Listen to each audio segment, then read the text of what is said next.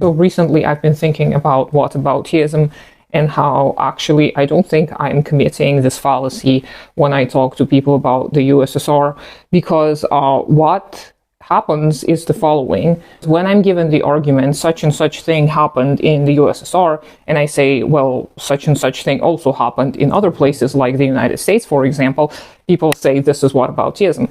But what I'm trying to ask is, why do people pay attention to this when it happened in the USSR, but not when it happened in the United States? And of course, some people don't do that. Some people question that all over the world. And with these people, I agree that we should be looking at certain regressive tendencies all over the world, and we should examine the material conditions that led to such occurrences so that we can avoid them in the future, hopefully, if we're able to partake in systemic change.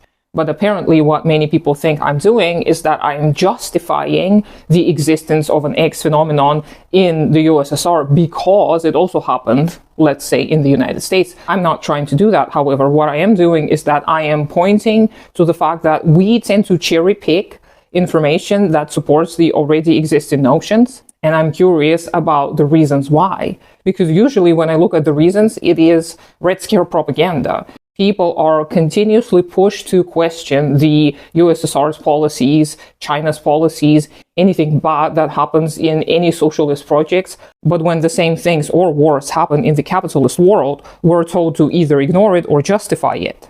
So to me, that just points out the hypocrisy of the modern narrative, because of course it is important to criticize some of the failed policies in the USSR. But what is more important to me is to criticize the existing status quo, which is currently causing people distress, pain, and suffering, because we cannot go back to the USSR and change the past, unfortunately, but we can try and change the current conditions. So a part of this disingenuine type of rhetoric is also this sense of patriotism, the sense of you cannot criticize the past of my country. If you do that, I'm going to do the same to yours, which I understand because it also hurts my feelings when certain people say certain things about the USSR. But what I personally try to do is kind of disentangle my feelings from what actually is important. Of course, my feelings are important. And of course, examining one's feelings and feeling our feelings is important, and I'm not discouraging anyone from doing that.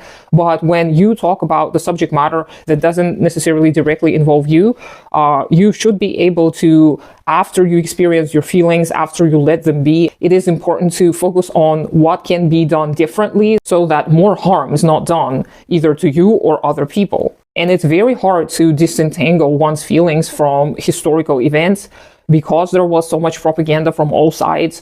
Sometimes it's very hard to get to the core of the truth. But once we find the overarching trends, especially the goals of every party involved, then it's going to be much easier for us to not only disentangle our own feelings, but understand why the Red Scare type of propaganda still flourishes, and why it is important to counter it with other evidence that is there, that is out there. Generally speaking, the goal of any kind of debate is to achieve a fuller understanding of truth. However, a lot of the people nowadays, and myself included on occasions, we tend to want to prove ourselves right. This is a part of confirmation bias, and this is something we may engage in unconsciously.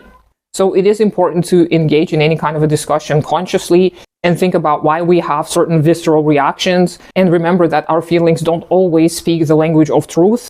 And I recommend Lacan in this regard, because he talked about how the speech of a human who is affected by trauma, well, I don't think he used the word trauma, is oftentimes him, this individual, speaking to himself and not realizing that other people are not necessarily a part of this discourse. So it is a very interesting phenomenon, this dialogue with the other, which is your reflection of the self, which you're kind of arguing with, because it is a contradiction of your own confirmed, to you at least, self. I can speak more about this if you're interested, because I've been reading Lacan for a while and I'm just so fascinated, and I think his theories can be incorporated meaningfully in the modern psychiatry and psychology. Okay, so this was another rambly video. I hope you have a good day today, and I'll talk to you sometime later.